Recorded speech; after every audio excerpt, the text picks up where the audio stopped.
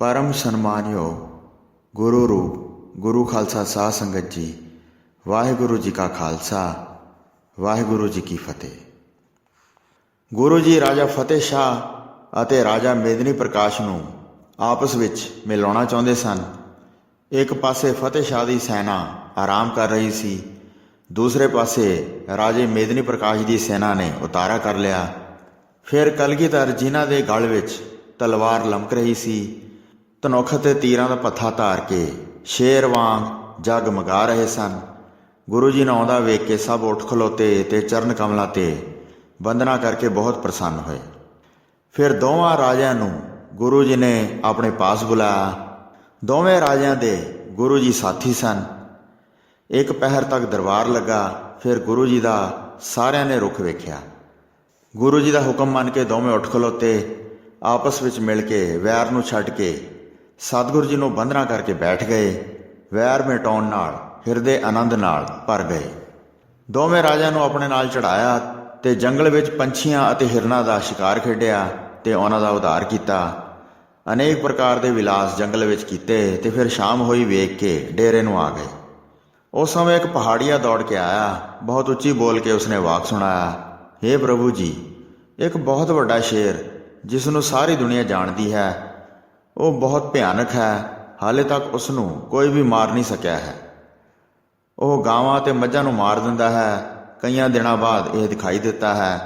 ਕਿਸੇ ਹੋਰ ਥਾਂ ਗਿਆ ਹੋਇਆ ਸੀ, ਹੁਣ ਫਿਰ ਇਸ ਥਾਂ ਚੱਲ ਕੇ ਆ ਗਿਆ ਹੈ। ਦੋਵਾਂ ਰਾਜਿਆਂ ਗੁਰੂ ਜੀ ਸਹਿਤ ਇਹ ਸੁਣਿਆ।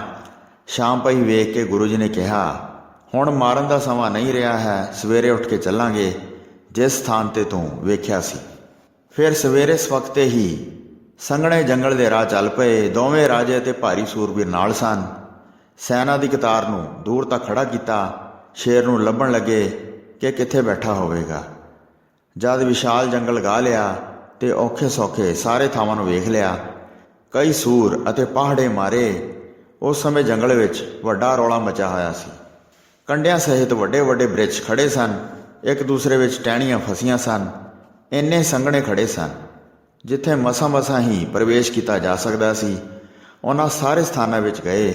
ਇਸ ਤਰ੍ਹਾਂ ਸਭ ਥਾਈਂ ਖੋਜਦੇ ਫਿਰਦੇ ਰਹੇ। ਉਸ ਪਹਾੜੀ ਨੇ ਫਿਰ ਕਿਹਾ, ਸ਼ੇਰ ਦਾ ਪੈਰ ਵੇਖੋ, ਉਸਦੇ ਪੈਰ ਦਾ ਖੋਜ ਬਹੁਤ ਵੱਡਾ ਹੈ। ਹੁਣੇ ਹੀ ਉਹ ਕਿਤੇ ਗਿਆ ਹੈ, ਇਸ ਲਈ ਚੌਕਸ ਹੋ ਜਾਓ।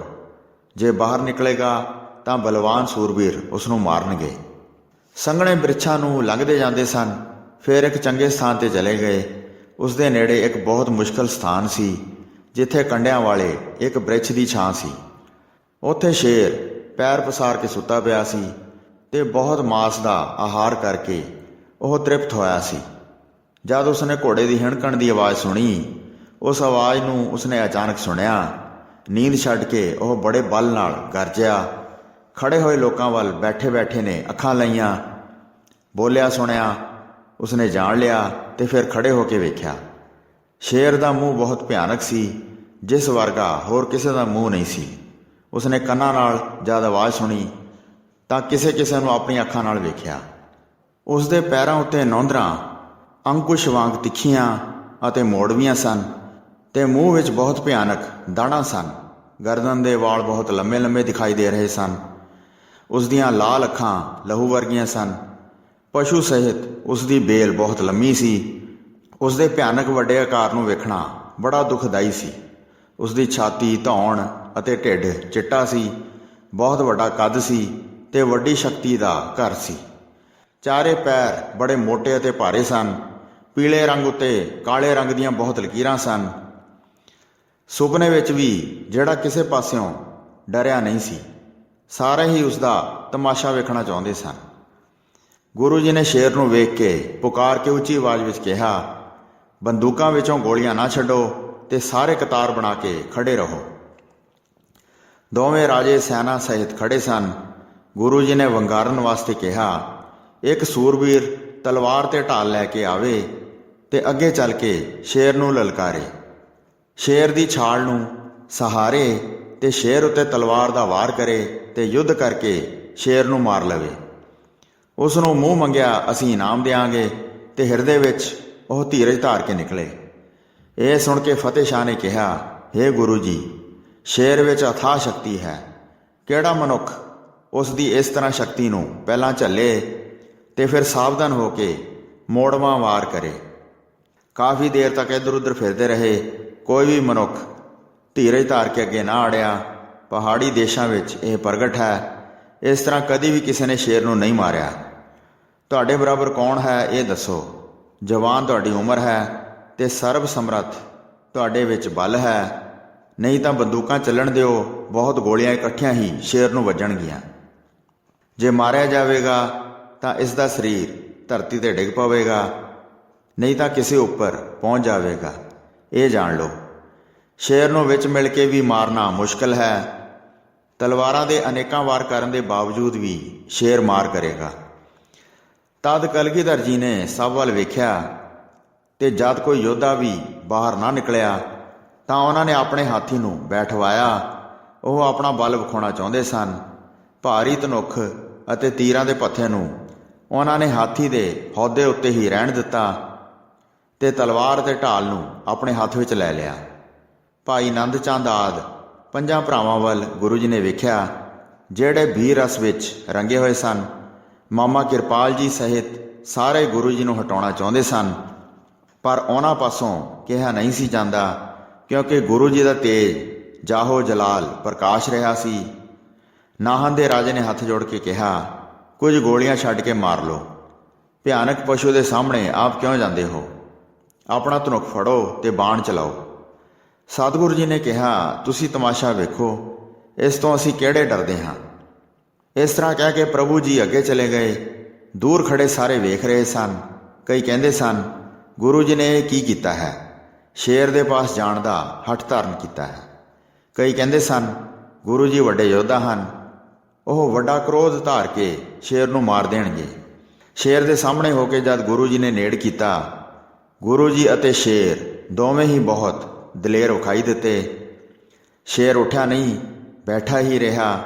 ਫਿਰ ਉਸਨੂੰ ਵੰਗਾਰਨ ਵਾਸਤੇ ਗੁਰੂ ਜੀ ਨੇ ਉੱਚੀ ਆਵਾਜ਼ ਵਿੱਚ ਕਿਹਾ, ਖੜਾ ਹੋ, ਕਿਉਂ ਹਾਲੇ ਤੱਕ ਬੈਠਾ ਹੈ? ਸਾਵਧਾਨ ਹੋ ਤਾਂ ਕਿ ਸਾਰੇ ਤੈਨੂੰ ਵੇਖ ਸਕਣ। ਗੁਰੂ ਜੀ ਪਾਸੋਂ ਸੁਣ ਕੇ ਉਸਨੇ ਸਿਰ ਨਿਵਾਇਆ ਤੇ ਸਿਰ ਦੇ ਵਾਲਾਂ ਦੇ ਗੁੱਛੇ ਨੂੰ ਭਰਮਾਇਆ। ਗੁਰੂ ਜੀ ਬਾਹਰ ਮੈਦਾਨ ਵਿੱਚ ਖੜੇ ਸਨ। ਔਖੀ ਝਿੜੀ ਵਿੱਚ ਉਹ ਦਾਖਲ ਨਾ ਹੋਏ। ਆਵਾਜ਼ ਉੱਚੀ ਕਰਕੇ ਗੁਰੂ ਜੀ ਨੇ ਫਿਰ ਲਲਕਾਰਿਆ, ਖੜਾ ਹੋ, ਕਿਉਂ ਬਲ ਹਾਰ ਗਿਆ ਹੈ? ਤੇਰੇ ਨਾਲ ਸਾਡੀ ਲੜਾਈ ਹੈ, ਟਾਲਣ ਨਾਲ ਨਹੀਂ ਬਣਨਾ, ਕਿਉਂ ਦਿਲ ਵਿੱਚ ਹਾਰ ਗਿਆ ਹੈ? ਸ਼ੇਰ ਬੈਠਾ ਸੀ ਤੇ ਗੁਰੂ ਜੀ ਆਪ ਉੱਥੇ ਖੜੇ ਸਨ ਤੇ 2 ਰਾਜੇ ਆਪਣੀਆਂ ਫੌਜਾਂ ਸਹਿਤ ਵੇਖ ਰਹੇ ਸਨ। ਹੈਰਾਨ ਹੋ ਕੇ ਮਨੁੱਖ ਕਈ ਕੁਝ ਕਹਿ ਰਹੇ ਸਨ। ਇੱਧਰ ਉੱਧਰ ਹੋ ਕੇ ਸਾਰੇ ਵਿਆਕੁਲ ਹੋ ਰਹੇ ਸਨ। ਜਦ 2 ਵਾਰ ਕਹਿਣ ਉੱਤੇ ਵੀ ਸ਼ੇਰ ਖੜਾ ਨਾ ਹੋਇਆ, ਫਿਰ ਗੁਰੂ ਜੀ ਨੇ ਗੁੱਸਾ ਕਰਕੇ ਬੜੀ ਉੱਚੀ ਦਿੱਤੀ ਉਚਾਰਨ ਕੀਤਾ, ਕਾਇਰ, ਕਿਉਂ ਗਿੱਦੜ ਵਾਂਗ ਬਣਿਆ ਹੈ? ਤੂੰ ਆਪਣੇ ਵੰਸ਼ ਦੀ ਚਾਲ ਨੂੰ ਛੱਡ ਕੇ ਬੈਠਾ ਹੈ।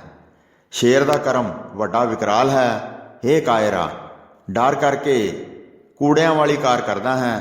ਤੈਨੂੰ ਛੱਡਾਂਗੇ ਨਹੀਂ। ਸੂਰਮਿਆਂ ਨੇ ਘੇਰਾ ਪਾਇਆ ਹੈ ਤੇ ਕਾਇਰਾ ਕਿਵੇਂ ਗਿੱਦੜ ਹੋ ਕੇ ਮਰ ਜਾਏਗਾ?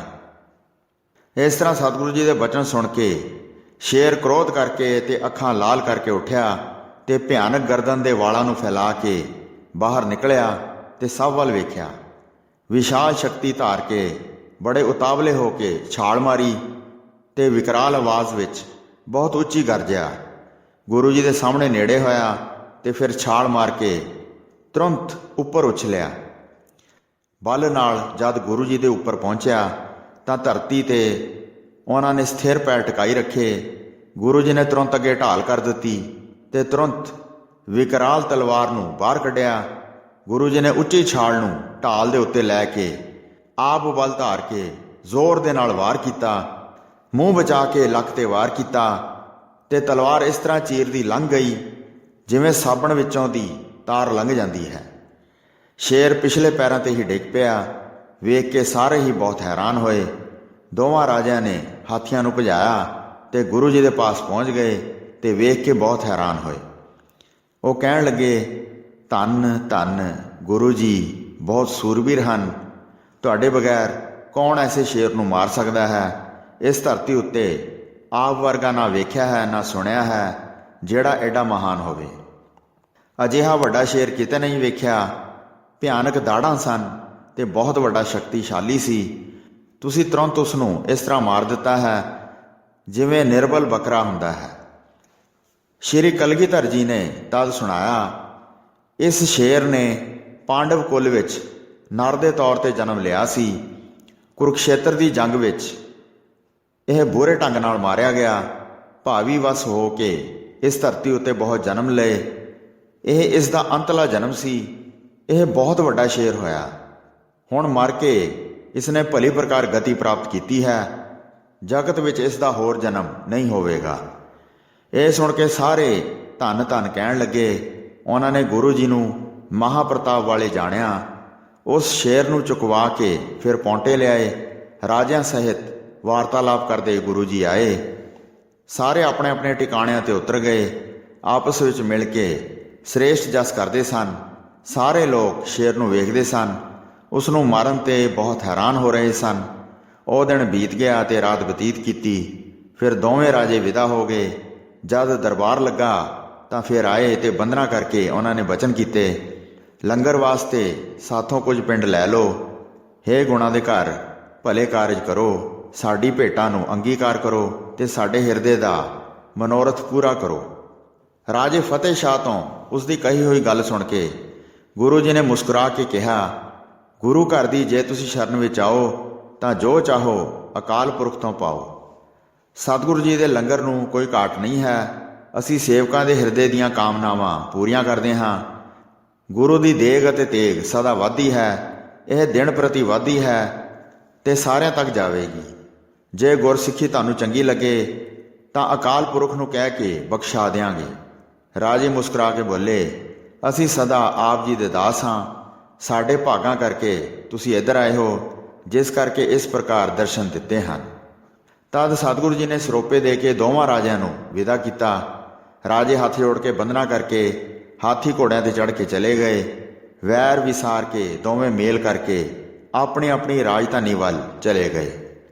ਪੀਰ ਬੁੱਧੂ ਸ਼ਾਹ ਜੀ ਉੱਥੇ ਬਹੁਤ ਦਿਨ ਰਹੇ। ਗੁਰੂ ਜੀ ਪਾਸੋਂ ਉਹਨਾਂ ਨੇ ਖੁਦਾ ਦਾ ਮਾਰਗ ਪ੍ਰਾਪਤ ਕੀਤਾ। ਬਹੁਤ ਮੁਰੀਦਾਂ ਸਹਿਤ ਰੋਜ਼ ਦਰਸ਼ਨ ਕਰਦੇ ਸਨ ਤੇ ਹੱਥਾਂ ਨਾਲ ਚਰਨ ਕਮਲਾਂ ਨੂੰ ਪਰਸਦੇ ਸਨ। ਪ੍ਰੇਮ ਕਰਕੇ ਰਾਤ ਦਿਨ ਸਿਮਰਨ ਕਰਦੇ ਸਨ ਅਤੇ ਗੁਰੂ ਜੀ ਦੀ ਮੂਰਤੀ ਨੂੰ ਹਿਰਦੇ ਵਿੱਚ ਟਿਕਾਉਂਦੇ ਸਨ। ਉਹਨਾਂ ਉੱਤੇ ਗੁਰੂ ਜੀ ਕਿਰਪਾ ਧਾਰਦੇ ਸਨ ਤੇ ਖੁਦਾ ਦੇ ਮਾਰਗ ਦਾ ਉਪਦੇਸ਼ ਕਰਦੇ ਸਨ। ਗੁਰੂ ਜੀ ਨੇ ਪੀਰ ਜੀ ਦੀ ਮਹਾਨ ਮਹਿਮਾ ਨੂੰ ਜਾਣਿਆ ਤੇ ਉਹਨਾਂ ਦੇ ਸਾਰੇ ਬੰਧਨਾਂ ਦਾ ਨਾਸ਼ ਕਰ ਦਿੱਤਾ। ਪੀਰ ਜੀ ਨਿਹਾਲ ਹੋ ਗਏ ਤੇ ਬਹੁਤ ਪ੍ਰੇਮ ਪ੍ਰਗਟ ਹੋਇਆ। ਪਾਸ ਰਹਿ ਕੇ ਕੁਝ ਸਮਾਂ ਬਤੀਤ ਕੀਤਾ। ਫਿਰ ਉਹਨਾਂ ਨੇ ਸਤਿਗੁਰੂ ਜੀ ਨੂੰ ਬੰਦਨਾ ਕੀਤੀ ਤੇ ਆਪਣੇ ਘਰ ਨੂੰ ਜਾਣ ਬਾਰੇ ਸ਼ਬਦ ਕਹਿ ਦਿੱਤੇ। ਫਿਰ ਗੁਰੂ ਜੀ ਨੇ ਪੀਰ ਬੁੱਧੂ ਸ਼ਾਹ ਨੂੰ ਸਰੋਪਾ ਦਿਵਾਇਆ। ਪੀਰ ਜੀ ਨੇ ਸਰੋਪੇ ਨੂੰ ਗੁਰੂ ਜੀ ਦੇ ਚਰਨ ਕਮਲਾਂ ਨੂੰ ਛੁਹਾ ਕੇ ਸਿਰ ਤੇ ਰੱਖ ਲਿਆ। ਕੁਝ ਸਮੇਂ ਬਾਅਦ ਫਿਰ ਆਪ ਜੀ ਦੇ ਪਾਸ ਆਵਾਂਗਾ ਤੇ ਦਰਸ਼ਨ ਕਰਕੇ ਜਨਮ ਸਫਲਾ ਕਰਾਂਗਾ। ਸਦਾ ਹੀ ਮੇਰੇ ਦਿਲ ਵਿੱਚ ਵਾਸਾ ਕਰੋ। ਮੈਨੂੰ ਆਪਣੇ ਦਾਸਾਂ ਦਾ ਦਾਸ ਸਮਝੋ। ਆਪਣਾ ਜਾਣ ਕੇ ਵਿਸਾਰੋ ਨਹੀਂ। ਮੈਂ ਆਪ ਜੀ ਦੇ ਚਰਨ ਕਮਲਾਂ ਵਿੱਚ ਰਹਿਣਾ ਚਾਹੁੰਦਾ ਹਾਂ। ਇਸ ਤਰ੍ਹਾਂ ਬਹੁਤ ਬੇਨਤੀ ਕਰਕੇ ਘਰ ਨੂੰ ਚੱਲ ਪਿਆ ਤੇ ਆਪਣੇ ਨਾਲ ਸਾਰੇ ਮੁਰੀਦਾਂ ਨੂੰ ਲੈ ਗਿਆ। ਸ਼ਹਿਰ ਸੰਢੋਰੇ ਦੇ ਵਿੱਚ ਪਹੁੰਚ ਗਿਆ, ਜਿੱਥੇ ਕਿਥੇ ਉਹ ਗੁਰੂ ਜੀ ਦੇ ਸ੍ਰੇਸ਼ਟ ਜਸ ਦਾ ਉਚਾਰਨ ਕਰਦੇ ਸੀ। ਗੁਰੂ ਜੀ ਇਸ ਤਰ੍ਹਾਂ ਪੌਂਟੇ ਵਿੱਚ ਆਨੰਦ ਵਿਲਾਸ ਕਰ ਰਹੇ ਸਨ। ਆਪਣੇ ਸੇਵਕਾਂ ਨੂੰ ਨਿਹਾਲ ਕਰਕੇ ਵੈਰੀ ਦਾ ਡਰ ਦੂਰ ਕਰਦੇ ਸਨ। ਸਿੱਖਾਂ ਵਿੱਚ ਪ੍ਰਤੀ ਦਿਨ 20 ਰਸ ਪੈਦਾ ਕਰ ਰਹੇ ਸਨ। ਦੀਨਾਂ ਦੇ ਨਾਥ ਹਨ ਤੇ ਨਾਥਾਂ ਦੇ ਵੀ ਨਾਥ ਹਨ ਤੇ ਆਪਣੇ ਸੇਵਕਾਂ ਨੂੰ ਮਾਲਕ ਵਾਲਾ ਕਰਦੇ ਹਨ। ਸਾਰੇ ਸਿੱਧ ਨਾਥ ਈਨ ਮੰਨਦੇ ਹਨ। ਆਪਣੇ ਹੱਥ ਬੰਨ੍ਹ ਕੇ ਗੁਰੂ ਜੀ ਦੇ ਚਰਨ ਕਮਲਾਂ ਤੇ ਮੱਥਾ ਧਰੋ। ਦਾਸ ਨੂੰ ਆਗਿਆ ਦਿਓ। ਵਾਹਿਗੁਰੂ ਜੀ ਕਾ ਖਾਲਸਾ, ਵਾਹਿਗੁਰੂ ਜੀ ਕੀ ਫਤਿਹ।